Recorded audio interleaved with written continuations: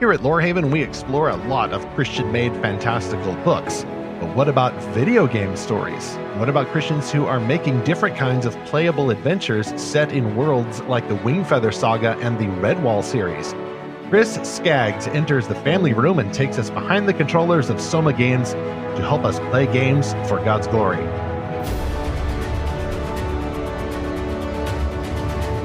Welcome back to Fantastical Truth, the recreation podcast from Lorehaven.com, in which we explore fantastical stories, including games sometimes, for God's glory.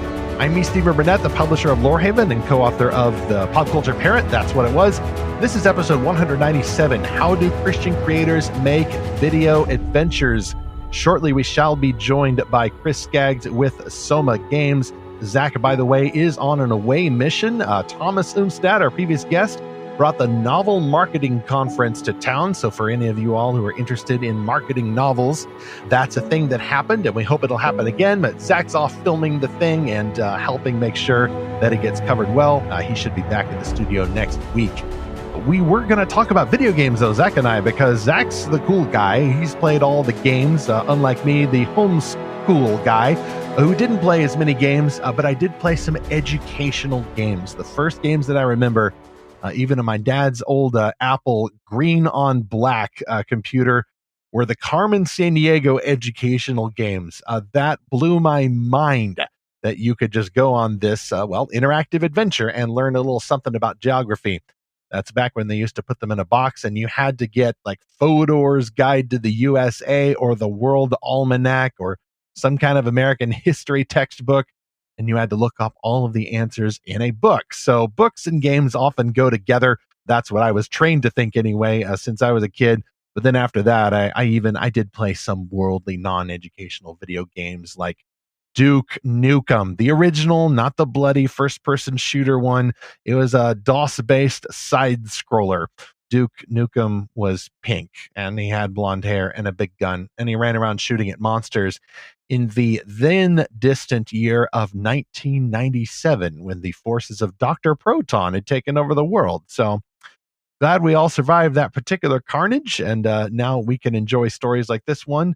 Those are just video games, and just video games, of course, could be something ungodly or maybe something a little suspicious, like maybe they're not sinful, but they are kind of stupid, aren't they? You've probably heard that. We'll talk about that coming up as soon as Chris arrives.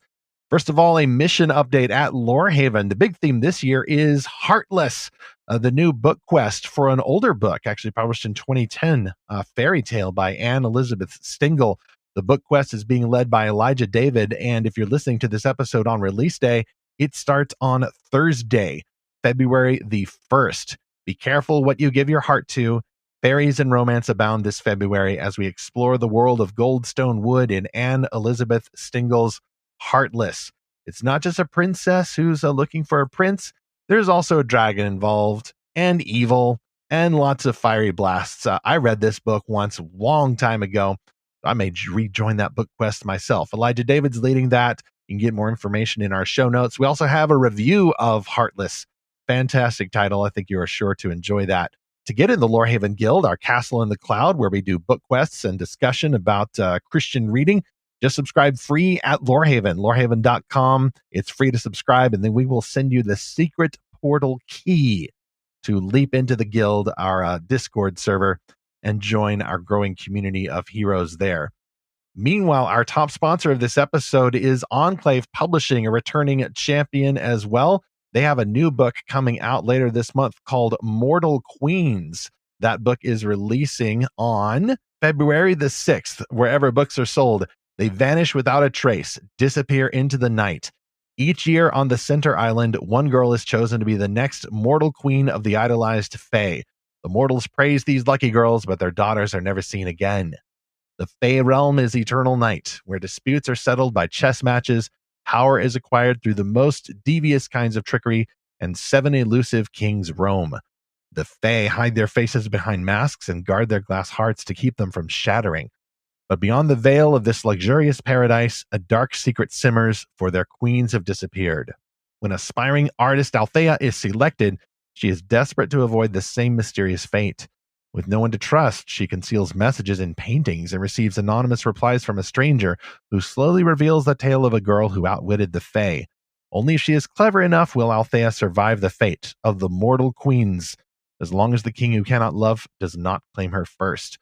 Mortal Queens is book one of the Fae Dynasty series by Victoria McCombs. It arrives February 6th, just next week, wherever books are sold. You can see that amazing cover in our show notes for episode 197, or look for the box atop lorehaven.com/podcast. All right, I hear a strange scraping sound that can only mean the arrival of a certain time travel device. It's materializing in the studio. Chris Skaggs just vorped into here with the TARDIS that he's borrowed from a certain Time Lord. He is the founder and chief operations officer, Chris that is, not the doctor, of Soma Games and Soma Soulworks. Created in 2005, Soma Games fancies itself the C.S. Lewis of video games. Now there's an interesting picture that just popped into my imagination, and strives to do the epithet honor by making artistically excellent games for people who may never go to church, but do find themselves having fun while pondering eternal things. Soma Soulworks is the ministry side of Soma's coin, producing teaching and podcasts that seek to reach young adult creatives, especially those working in arts and entertainment. Chris is an Intel Black Belt recipient and frequent speaker at mobile and game developer conferences, including GDC, the Game Developer Conference, the Christian Game Developers Conference, Casual Connect, Serious Play, and Intel Innovators Forum. Chris, welcome to the Lorehaven Studios. Thank you so much for having me. Well, I also learned right after we've scheduled your interview, actually, that you are one of the 3 keynote speakers scheduled for this summer's Realm Makers Conference 2024 in St. Louis. Yeah, that's exciting. So I ran into Scott. Actually, I think he came to one of our conferences and introduced himself, and we've become fast friends ever since. So I'm glad to be there. Well, there's an overlapping mission between what Realm Makers does, which is to equip Christian creatives in like more of the book and publishing space, and what Soma Games does, and with the Soma Soulworks that seeks to reach young adult creatives. I'm curious about you moving into chapter 1 here. When did you discover, not necessarily in this order, Jesus Christ and video games? Yeah, so the order of that was I definitely discovered games first. So I grew up in a family where both my folks were sort of post-Christians. Like they had grown up in the faith. One was Catholic, one was Episcopalian. By the time they were adults, they'd kind of faded away from that. And so in my life, faith was the thing that you did on Easter and Christmas. And so we'd visit grandma, and they would always sort of threaten us with going to midnight mass. We never did. So I have these words and thoughts in the back of my mind. So none of them was hostile or anything like that, but it just wasn't part of it. So for me, though, but games were a huge part of my childhood. So probably my buddy Jim got the Atari 2600 when we were in middle school or something, I'm guessing. And I just remember sitting on our tummies in front of his, big old enormous cathode ray TV and playing that thing every single day, right? It was the very beginnings of Activision when they had like Stampede and track and field. And 2600 kind of grew through several iterations, right? So back then, every couple of years, well, but that's the same thing now, right? So it's Atari had the lead, and then Nintendo got involved. There was ColecoVision. There were all these different consoles, and different kids would beg their parents for a game console. And as that was going along, we were playing those games. Also, personal computers started to be new. So another buddy of mine wound up with this Texas Instruments TI-99, and we learned how to program in BASIC. And of course, the first thing you learn is a game. And so in my first list of like what were the games that really influenced me was Scott Adams used to make. He was like one of the founders of the text adventure game genre. So not Dilbert Scott Adams, other Scott Adams, and we found those so fascinating. But also we could kind of make one ourselves. So kind of right. So certainly very beginners. But me and a couple friends would collaborate on this thing we called Boot Hill. And it was just this giant chain of if-then statements. If you go left, you see this. If you go right, you see this. But we had so much fun. And also back in the day, you had to type everything by hand. There were no discs. There was no saving anything. So we would print our program out and trade it around. And you'd have to put it in and type it in. And that was a huge thing. So we were learning how to make games. So over the years, we're learning more and more programming. I'm learning how to do just a little bit of graphics. And then, games continue to evolve. Shortly thereafter, I got a Commodore 64. And one of the first games from Electronic Arts was the Adventure Construction Kit, which totally blew my mind. I loved that game. And again, it was like very simple graphics, sprites, but it was mostly storytelling, right? So you'd lay out different fantasy, sci-fi, whatever you want to do. So writing was a key piece of that, and a little bit of code. That thing blew my mind because now it was very deliberately, I could like up my ability to create something very formative. And then somewhere near, not technically a game, I very clearly remember the day when there was a commercial on TV and it had one of those flying, spinning 3D logos, right? It was like early computer graphics, and I just thought, that's magic, man. That is so cool. And I decided I'm gonna be in computer graphics. That's gonna be my career. And my folks are like, "You're 12, you don't know what you're talking about." But I stuck with it, man. Like I knew this is what I wanted to do, and that stuck with me for years and years. Somewhere in there, Mist came out, which of course was a whole nother level of graphics and storytelling. Absolutely blew my mind. So those are the three games I think of as very formative in my story. At some point, then I graduate from high school and I go to junior high. And remember, I'm going to be a computer animator, computer graphic. That's my career. And I sit down at my very first day at college, and I'm just chatting with some random dude. And hey, what are you doing? What's your name? That kind of stuff. And I tell him I'm going to be a computer animator. And without blinking, he just looks at me and says, "That's probably the most boring, tedious job I can even manage. Anyways, I got to get out of here." So he leaves, and I suddenly realize I have no idea what I'm talking about. I've done no research. I don't know what goes into this job. I maybe he's right. And it shut down my dream instantly.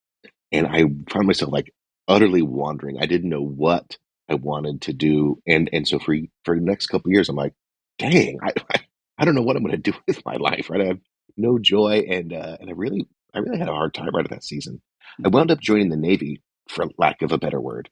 And I just didn't know what I wanted to do. I probably knew I still wanted to go to college, but didn't know how. They give you money for school. So if you take certain jobs, you get like the funds for college.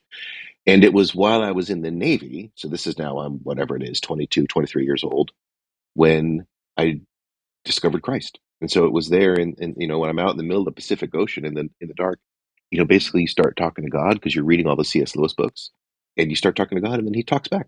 And sure enough, that's kind of how I got there. There's C.S. Lewis. We joke, Zach and I, when we ask people about their backstories, or as Christianese would say, that the testimony that it's got to be C.S. Lewis in there somewhere. If you're going to be on this podcast, it is a rule. When did you accept Aslan as your personal lion and savior? So, which Lewis books were these? The nonfiction, the fiction, or a little bit of both? Yeah, so when I was on the ship, they actually have a pretty extensive library on the ship, and I read all of it. And so at the same time I'm reading Narnia, I'm reading A Great Divorce, I'm reading Mere Christianity. And ultimately, though, I would say it was Mere Christianity that did it the most. Because the thing in my mind that was the hardest was I could not abide the idea that I would be a fool. And so somewhere in there was that pitch that so many kids get is Christianity is for idiots. It's just a myth. A bunch of old white dead men wrote this book. Like you get this fear that you're just being stupid. And certainly as a testosterone filled young man, that's unacceptable. But Lewis proved you can be smart and faithful, including the fact of his own conversion. Like this idea, like he came to the faith as an adult through intellect.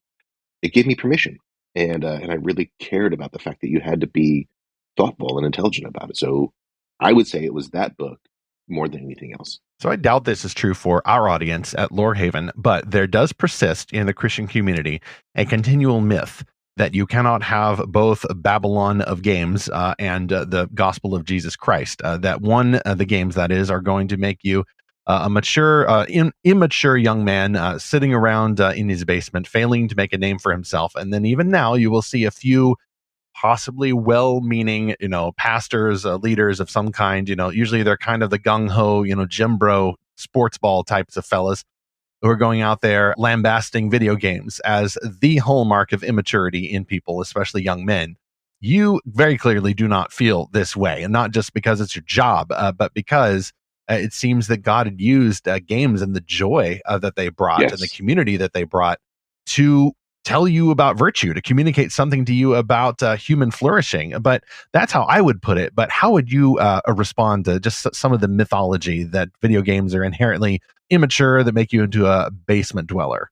Yeah, so you think about like Mark Driscoll is famous for saying this, like huge, huge influential pastor back in the day, and him saying like video games aren't a sin, they're just stupid. He's been playing the wrong sorts of games. Well, exactly. I think that this is probably the biggest challenge is like folks who really don't know gaming at all. And it's similar. I think that a lot of times when people have never read literature, they've only read sort of like children's books in the doctor's office. They mistake they mistake a format for the whole breadth of what's going on. I think one of the easiest ways to see is like when folks' only emotional experience with games is telling their kids to stop, right? We're just trying to manage screen time. They perceive the whole thing as a point of conflict. There's an article I wrote I mean, maybe a year or two ago, where I started speaking to this question in a thing called AI and Faith. It's an online newsletter. And I said, let's talk about games as a controlled substance. If your 5-year-old is mouthing off in the back seat and you hand her a beer, you're just a bad parent. Like you're just doing this wrong, and there's 1,000 reasons why we know that that is wrong. Her young neurophysiology cannot handle that kind of stimulation, and so you're doing damage. Also, we all understand that alcohol is something that we have to be cautious about, and because there's good and the bad and the ugly, but there is the good, right? And so then when that kid is 16 and is hooked on tequila, like you don't blame tequila, you blame the mom. But we find ourselves with games where so many parents feel like they have no choice in the matter and they just have to give their kid the hit because all their friends are doing it. And what am I going to do? Am I going to say no? It's like, yes, say no and understand the neurophysiology of your kid. But also, as an adult, like you think about the maturity that goes into a game like Detroit 2 Human, that the intelligence that it takes to play some of these stories, sometimes just from a skill perspective, but often the stories now are so dense and profound, and everything, when you consider games as a form of art and not just a distraction, then a whole range of things becomes possible that you hadn't thought of before. The idea that comedy, satire, drama, romance, all those things are completely possible. This is just a format. Then I want to punch Mark Driscoll in the face because he has no idea what he's talking about. And what he's wound up doing, either deliberately or accidentally, is he's taken a whole bunch of people who this is a source of joy for them, and he's just made them feel like crap about something that actually brings them life. That, I think, is the hallmark of Christ, is life. And so, yeah, they just don't know what they're talking about. Well, Driscoll has some other issues as well that we needn't get into. But any listeners out there who are thinking, yeah, what Driscoll, he doesn't have room to talk. Like, yes, we know, but we're here to talk about video games. I almost wish, Chris, that we had a different name instead of video games, because the term arose, I guess, in the early days of the games, like even going back to Pong, and I guess it was the 70s, before my time, and all of this. Video games does connote like some sort of mindless experience, but even recently there was a kid who went viral on YouTube because he purportedly beat Tetris. Right. Like he played Tetris so long and so rapidly and so skillfully at the age of 13 that he beat it. So even with a more traditional video game that has no storyline, no character interactions, no humans at all, there is an art form to that. But now we've got what are basically interactive serialized dramas that, depending on how intense a gamer you are, can take weeks to play through.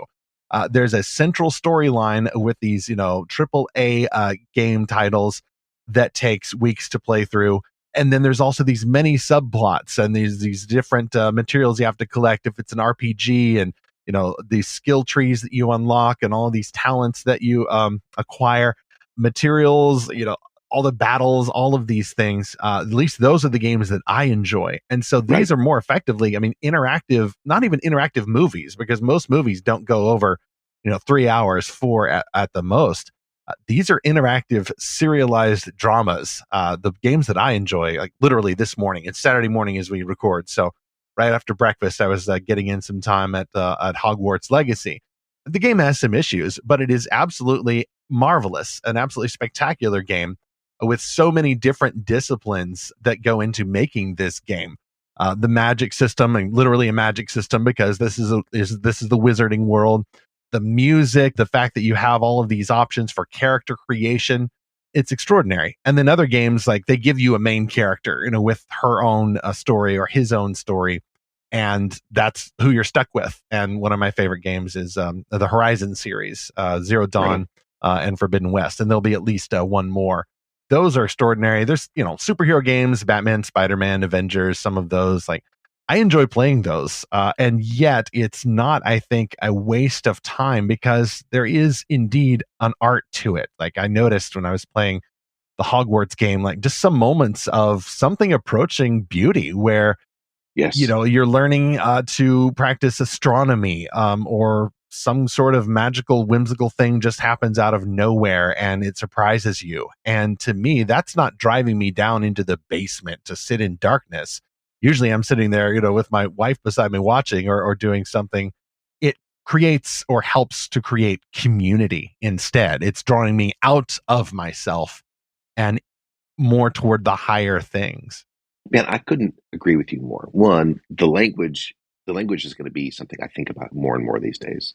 And so instead of saying video game more and more, I try to say interactive entertainment, or like you said, interactive novel or something like that, because I do think that connotation, it doesn't do anybody any good.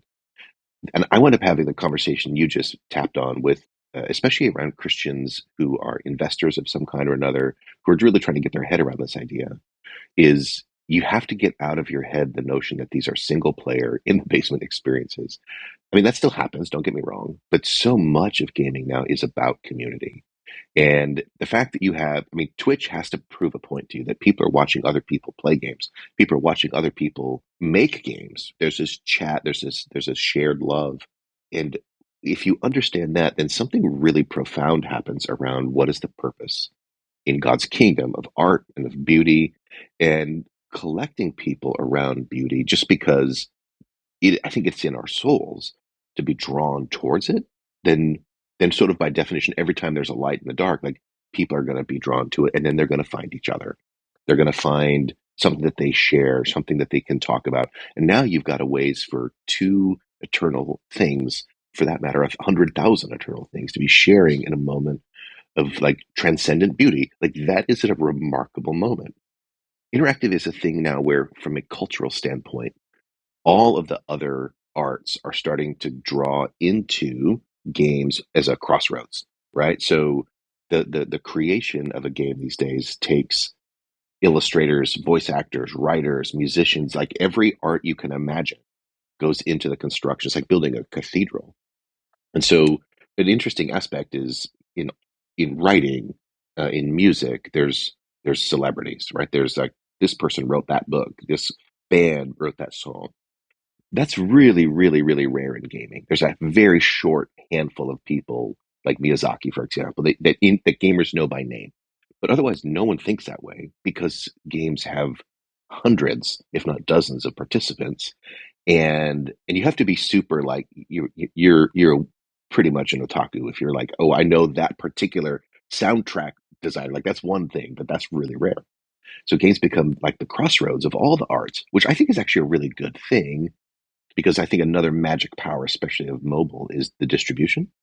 So anybody who's a writer, who's a musician, who's an actress, the idea that your work can go in front of literally half of the world and with a click of a button, that's remarkable. Is amazing. And the technology, Wi-Fi and all that has only unlocked more wider distribution for games, because now you don't have to go to the game store, which is kind of an infamous development. I saw recently that I think it was Xbox, it was getting out of the hard copies of games business, or maybe I've heard trying that. Yeah. to.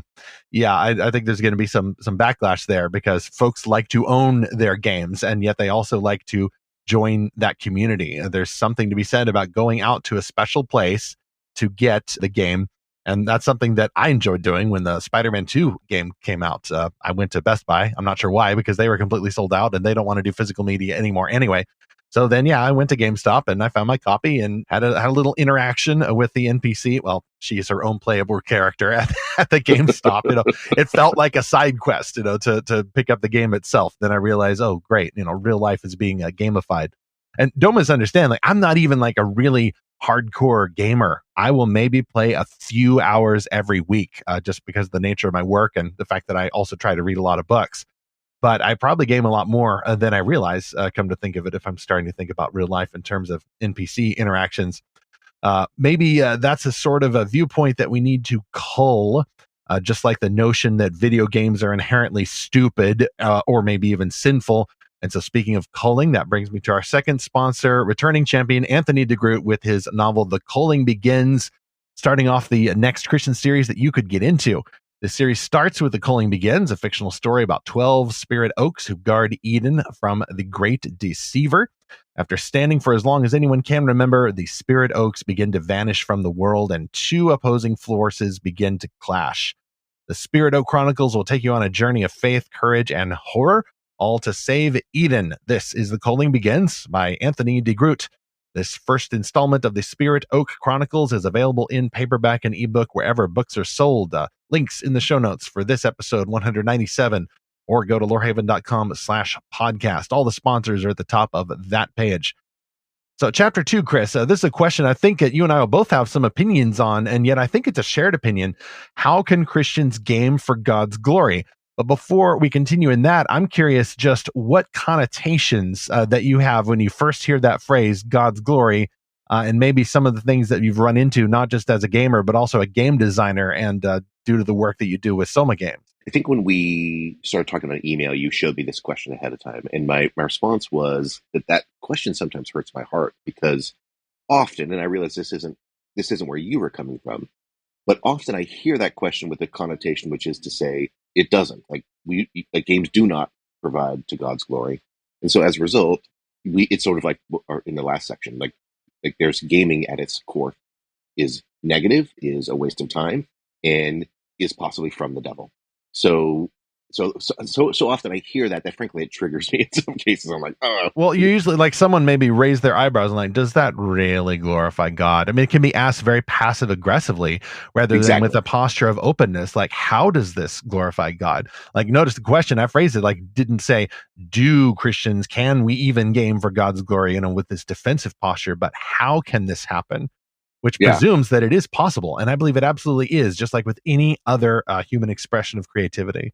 Yeah, so with games, I think you have a couple other people, not people, you have a couple other places and efforts that have often tried to sort of like subvert gaming to their other purposes, which is to say you see educational games, which almost always suck, right? And so the reason that edutainment sucks is that there's a fundamental mismatch of core goals. If I'm trying to teach you something, that's a good goal, and that's appropriate.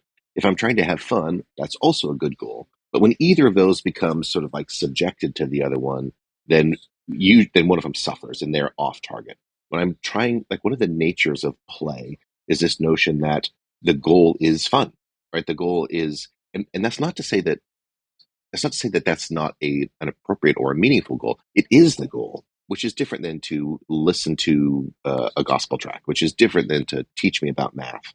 And you'll see the same kind of things where the government has occasionally tried to use games as a kind of propaganda, right? And the difference between propaganda and I guess sort of like more meaningful discussion is that it is a subjected purpose. Like, so my good storytelling, my excellent novel is no longer about expose or deep thinking. It's now about pitching a message, right? A political message.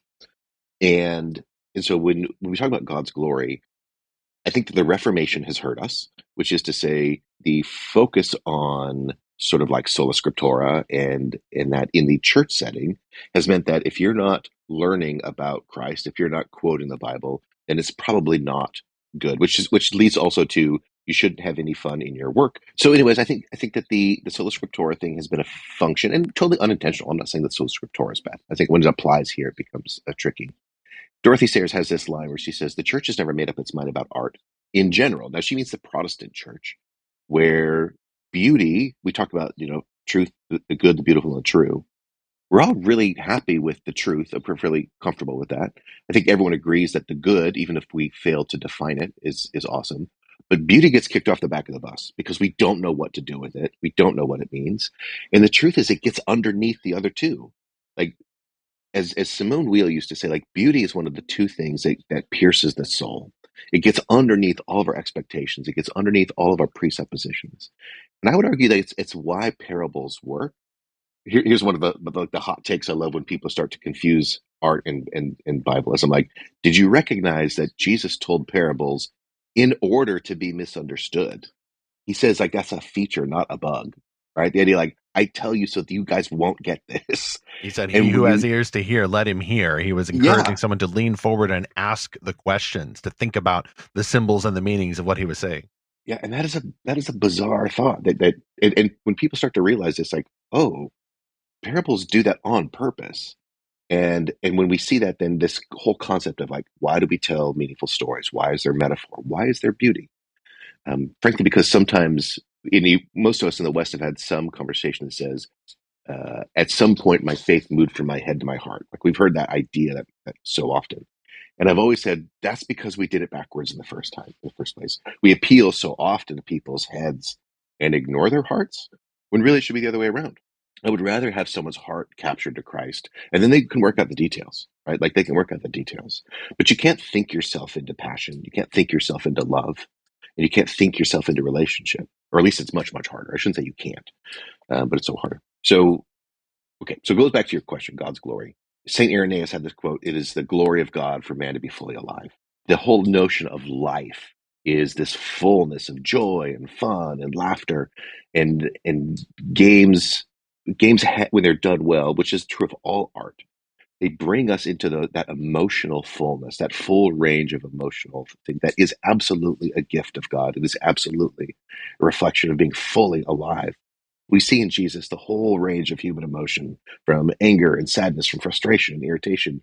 Some of the things that mess with us the most is when we read that Jesus is clearly irritated with someone. It's like, how long do I have to live with you people? Right? And you're like, ooh, that doesn't feel good. But if we contextualize this, like, yeah, but he's clearly doing this range of human emotions sinlessly. He's doing it well. That means that I can too. That is a reality. Instead of being kind of the frozen chosen, and neglecting fun, neglecting laughter, and for that matter, neglecting crying. You know, when the best stories, Roger Ebert said, a game can't be art until it makes me cry. They do that all the time now, Oh yeah, I right? have. I've been stunned when a game, like even a subplot, Spider-Man goes to help a guy in the park who's lost, and his granddaughter's looking for him, and Spider-Man finds him. It's a side quest. It's not even part of the main plot. This then Spider-Man 2 just released last fall, and then the man just says, "Hey, Spidey, come sit with me a moment." And I forget whether you have the option to just run away, but I'm pretty sure if you start the side quest, like you can't skip this dialogue. You need to sit there. You need to understand, the type of person that you've helped to save. And this man is suddenly talking to you about his wife who's now gone, and how, decades ago, this is how they fell in love. And they used to come to the park all the time. And here's how she behaved when he finally got the nerve to propose. And this figures into Peter Parker's story in the game as well, because as usual, Peter Parker's trying to balance his real life and his spider life. And it's just suddenly I'm sitting there going, you'll believe a game can make you cry. So that's happened in a lot Absolutely. of these amazing games. I will say, to kind of a little bit of a shameless plug, I was very blessed the other day watching a YouTuber streaming our Redball game, and he came across there's a bit in there's a churchyard in the game, so there's gravestones and everything else. But in that, we put a tribute to Brian Jakes, the author, and so this guy's wandering around and he finds that, and you watch him get choked up. Just Oh he just wow. feels like, oh man, look what these guys Was he did. was he a Redwall series fan then? Yeah, This huge streamer. fan. Oh Yeah, wow. Okay. Yeah, I want to ask in chapter 3 about you all's games, because that's something I'm frankly a little less familiar with. So I look forward to finding out more about those. So things like that, yeah, I think a critic just doesn't seem to understand that these aren't just, someone sitting in an arcade in the mall and it's the 1980s, and the big bully is outside, trying to steal his video game quarters. Like, the culture is completely different than what some of the critics grew up with. There's not just the games that I like to play, which is usually like a first person adventure, but also these games that involve like the open world and all these people who are playing at the same time and yeah, talking with each other. And like that's how a lot of people who might end up in the basement, now are finding community. And yes, yeah, there's a lot of money in there, and there's a lot of celebrity chasing and all the usual ills that are associated with any good thing, because humans are still sinful. We like to smash things up into idols instead of smashing the idols. But the inherent good here is that people are creating because they're made in God's image, and they are one way or another trying to pursue that full human experience. It's the glory of God to make men alive. yeah, And that's even part of the usual themes of these games, is staying alive, accomplishing something, leveling up, getting your XP, banding up with people to storm the castle. Like, a bunch of these things reflect real life. And if someone is, I think, trained by a wise Christian, they can understand, that good thing you liked about the video game, you like that because God has given you the gift of liking that. Yes, there's Yes. some idols we need to talk about, and y'all need Jesus more than you need the XP, but that's the way that a Christian should go if we're going to train people to enjoy games for God's glory. Totally agree with that. There's a thing I love to talk about with people, especially in these investor cases, is I'm like, I want you to look forward and see like what of the things in this room will exist in heaven? Because what won't exist is healthcare. What won't exist is fintech. None of that will be there. But what will exist is art. What will exist is games and fun and life. Like that will be eternal. And you know this intuitively. And so when you're wondering, like, is this a good use of my time and money? Like, this is arts and entertainment represent the headwaters of so many of the ways that we think. And there's a famous quote, like, give me the poets of society, we won't ever need a war. This whole thing, like, it is the ways in which our imagination are captured shows like what we celebrate, what we value, what we pursue, and that is a uh, kind of a language of our soul that comes through the art that we consume, and everything else, our politics, our finances, our government, our education. Those are all downstream from what we believe is important. We learn what's important through beauty. Yeah, I see a lot of people these days, especially we try not to get into politics here, but when people now are realizing just what you've said, the phrase that's used is often politics is downstream of culture. One can say Yeah, that it's part of a water cycle where everything's in that system of everything cycling around, but often it very much is. And so now some people are going, well, I guess we need to make some culture then. Like, well, you've already been doing that. Maybe you need to take another look at whether what the culture you've made is eternally significant. But also, you don't really get there just by deciding we need to have some more culture around these here parts. You need to understand biblical anthropology. You need to understand why God has made human beings in the first place. It's not just for our own amusement, it's to glorify Him. And glorification of Him takes many different forms. First, get yes, saved. Second, join a local church. And then also, like, reflect God's glory in the world through your creative pursuits, your business, you're raising a family. Like, all that stuff is put together, and your artwork and your creativity and how you play just as much as how you work. That's called the doctrine of vocation, and that's probably another episode. But speaking of vocation, I'm ready for chapter 3 now to find out a little bit more about Soma Games, which I'm sure employs writers. And in case that's something like you, faithful listener, ears up for the next sponsor, I Write, the How to Write a Novel course. Are you looking for a fun yet challenging writing class for your teen or yourself?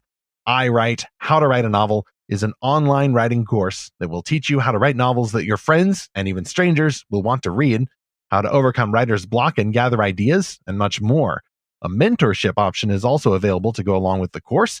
I Write is taught by E.J. Kitchens, a professional copy editor, former college lab instructor, and award-nominated author of the Star Clock Chronicles and Magic Collectors books.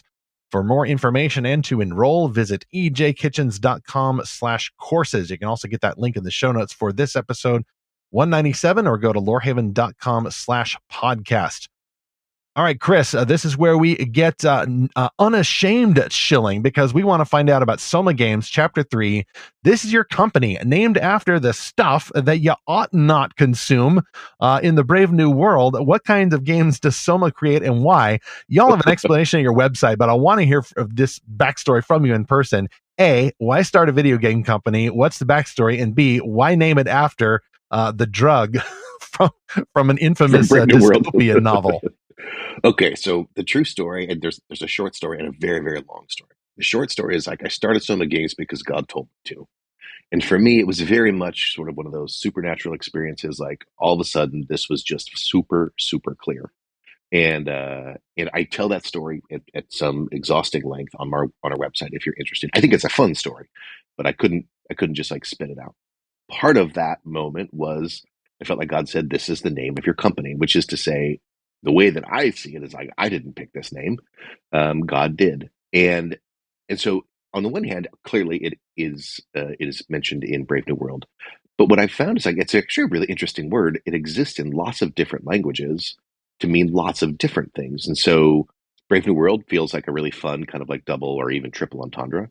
the opiate of the masses and kind of keeping everyone, stultified so that Right. they So don't look Soma's for them. what you take when you want to make your problems go away. It basically puts you in a coma and gives you really vivid, pleasant dreams, and you can just forget and suppress everything.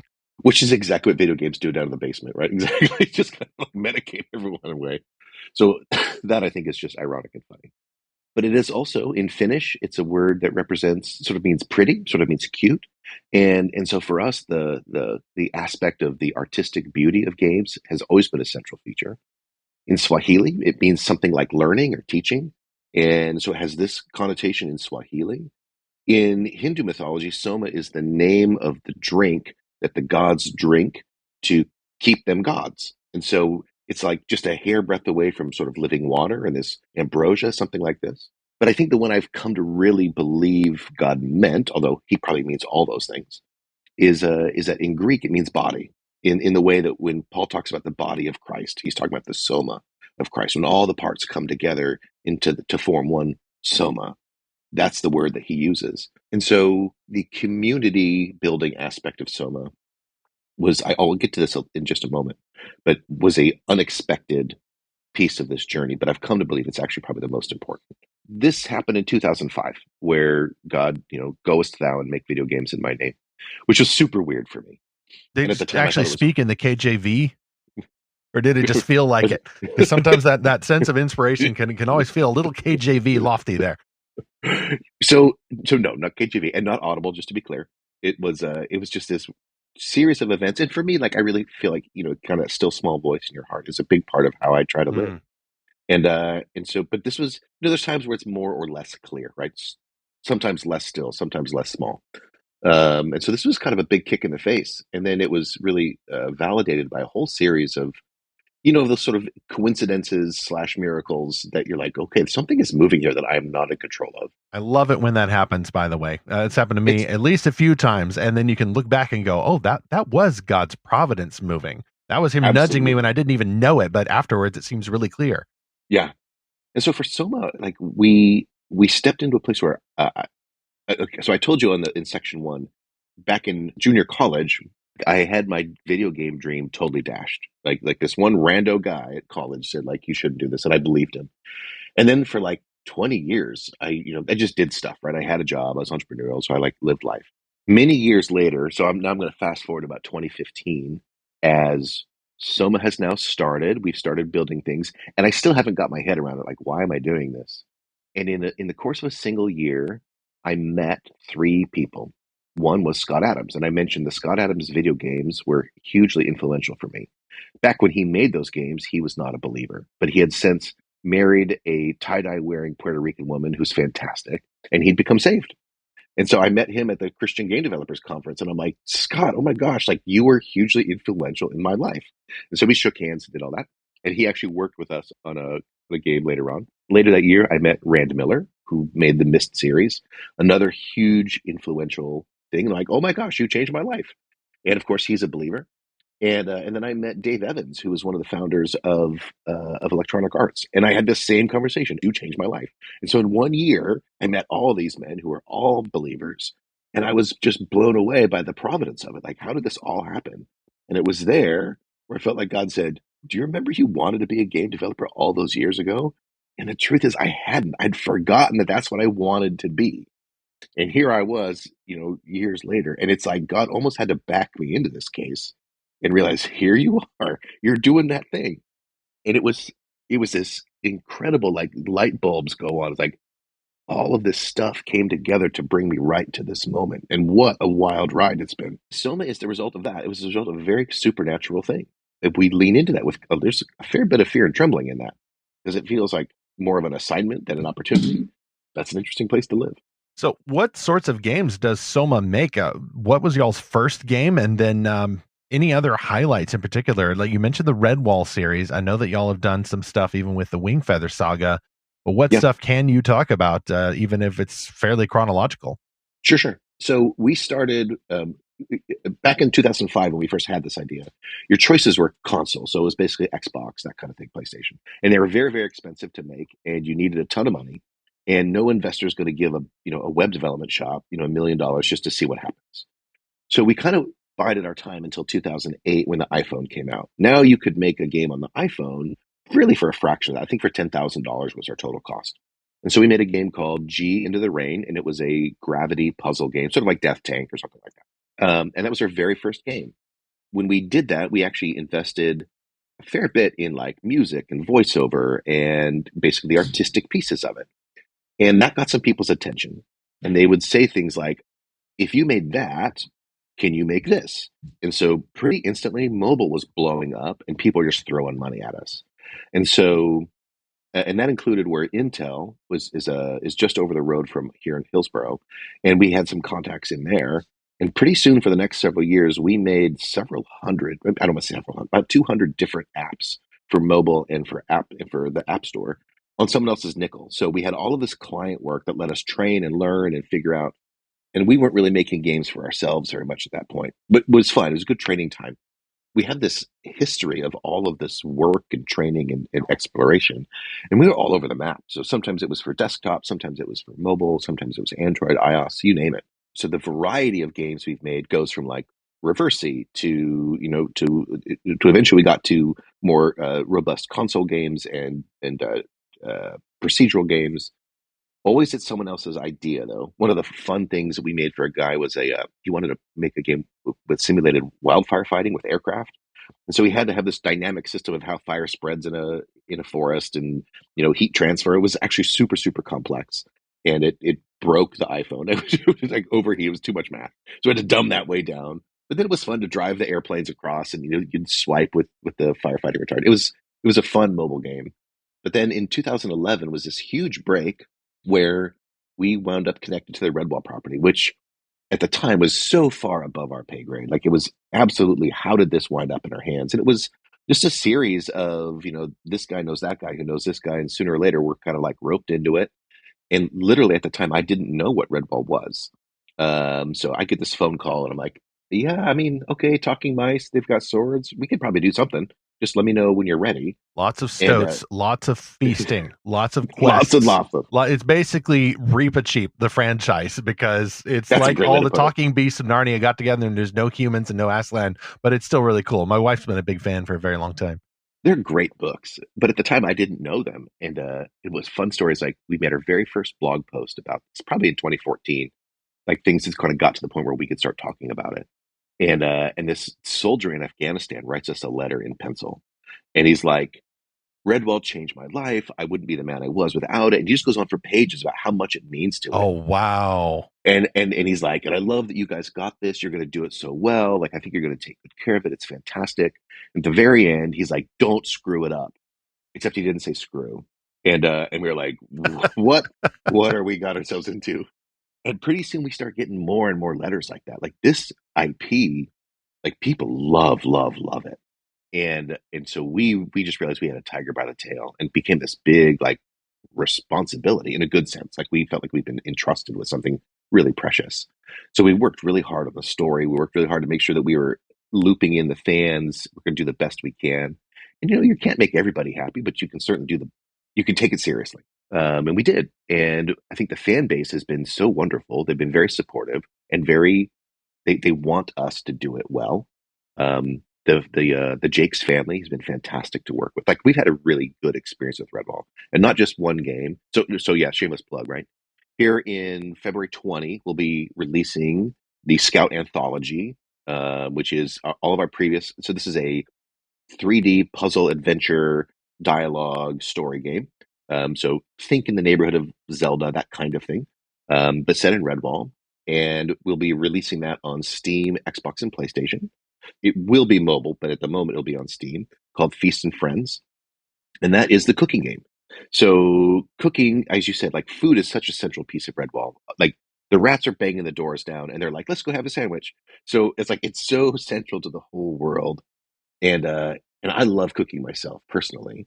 So what's been I think one of the fun things about games is because everything's in play, you can explore kind of any concept, any value, any fun thing. You're like, I wonder if we could make this into a system, if we can make this into a game.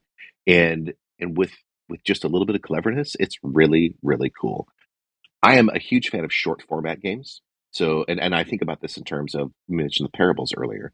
The idea that I can play a game for 2 or 3 hours, and if it makes that punch, then we're good. Like I can make a point and it can be fantastic. That's not to say I don't enjoy 60-hour epics, but I can only play so many of those, and I tend to go for volume. So that's the Redwall game. And again, just to repeat, you all made like Redwall Kitchen, the game, basically just a cooking game based on Redwall.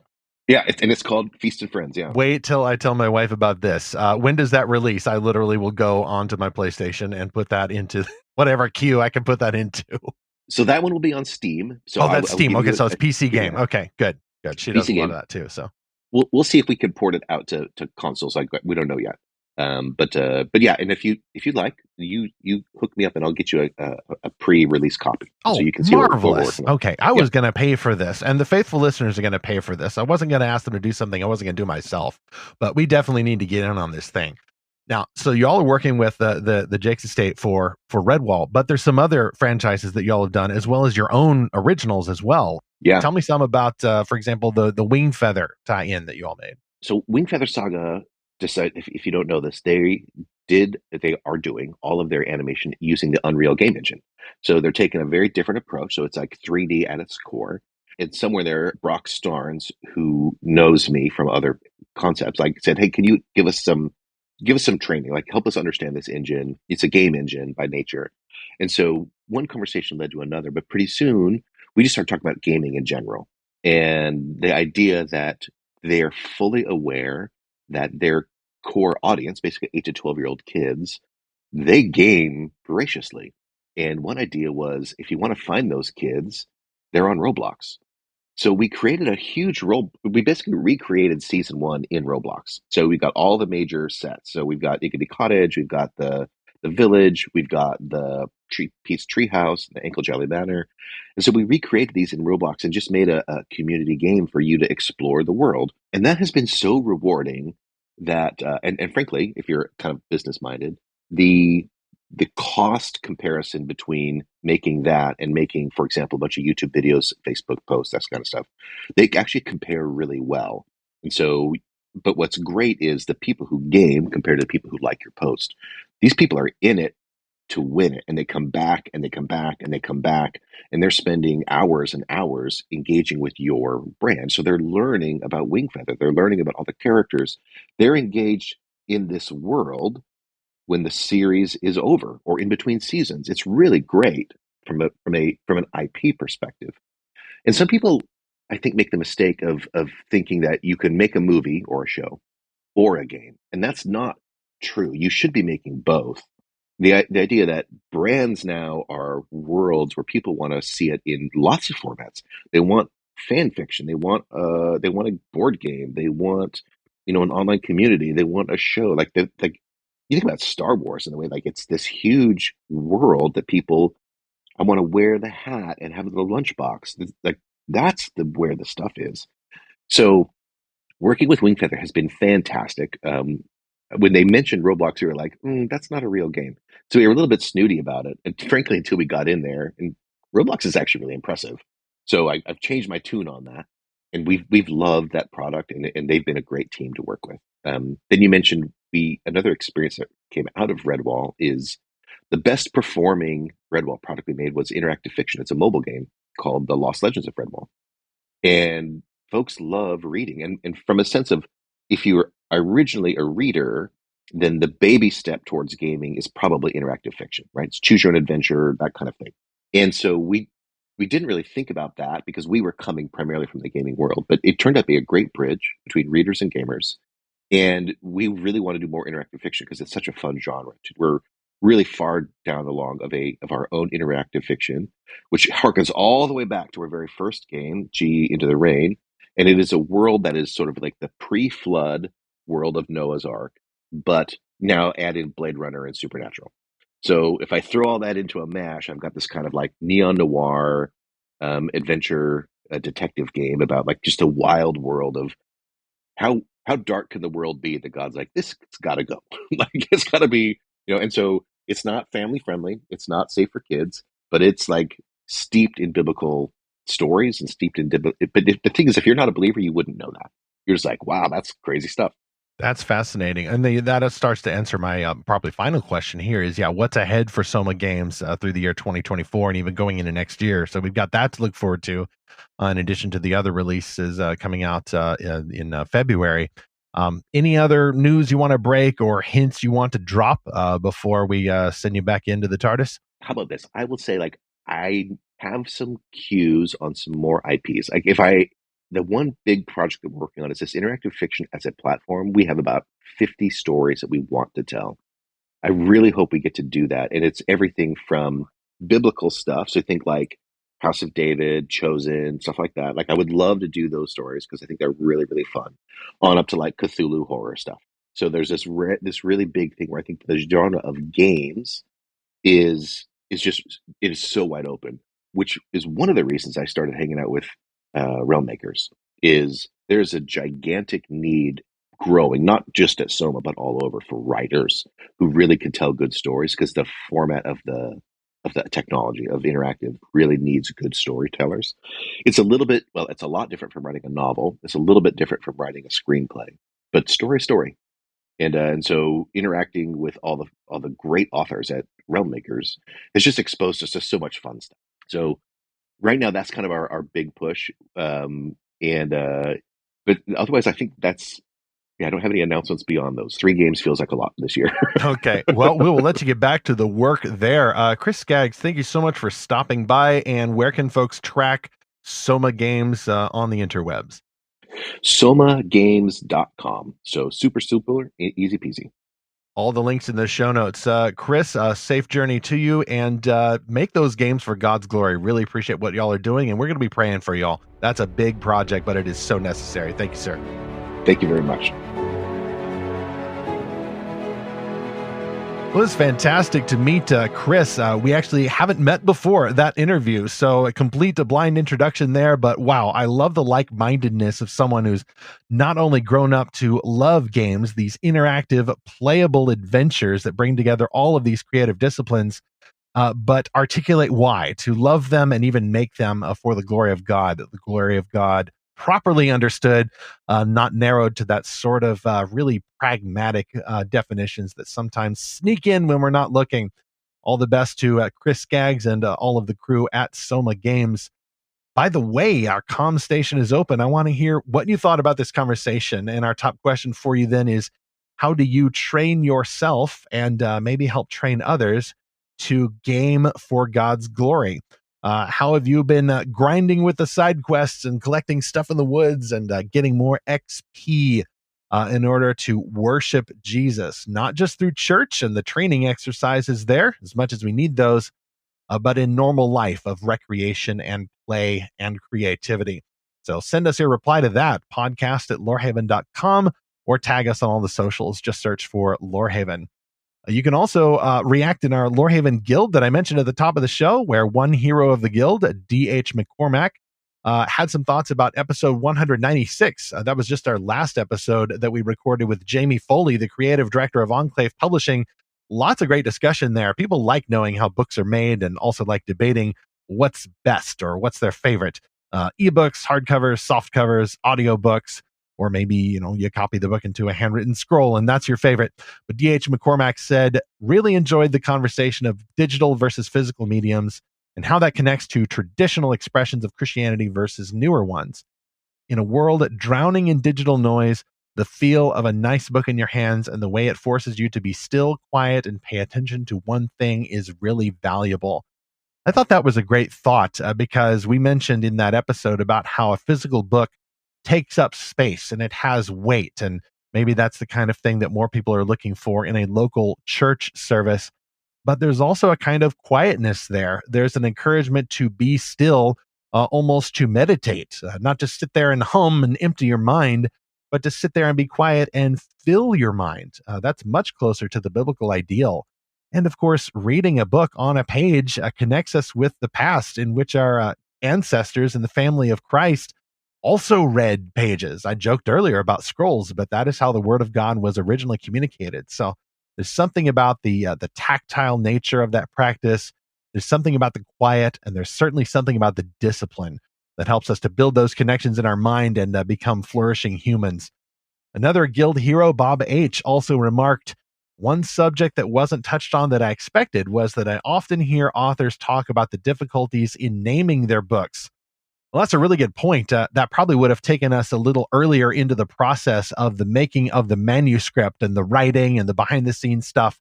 That's more about the author in a room or swapping manuscripts with readers and such, which was outside the scope of the show.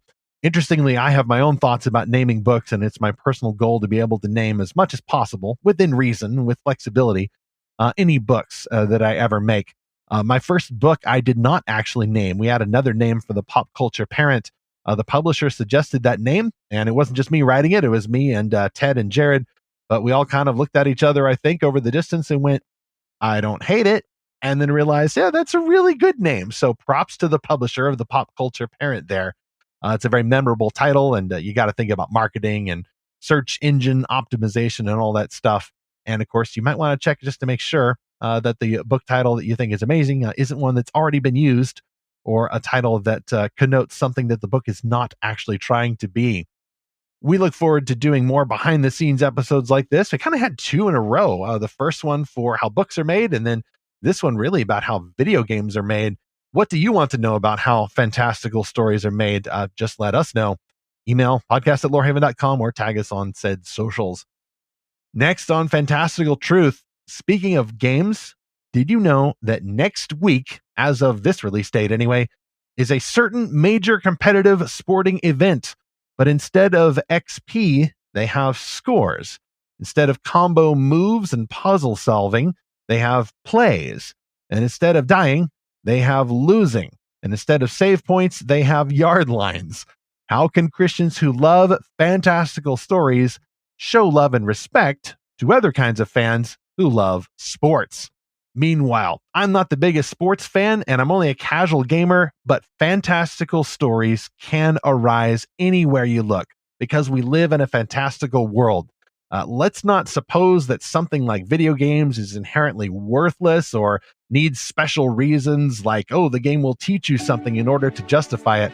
Let's get closer to a more biblical definition of recreation and know that we can glorify God through anything that we do so long as we are in Christ and we are shaped by His word and through prayer as we continue to seek and find His fantastical truth.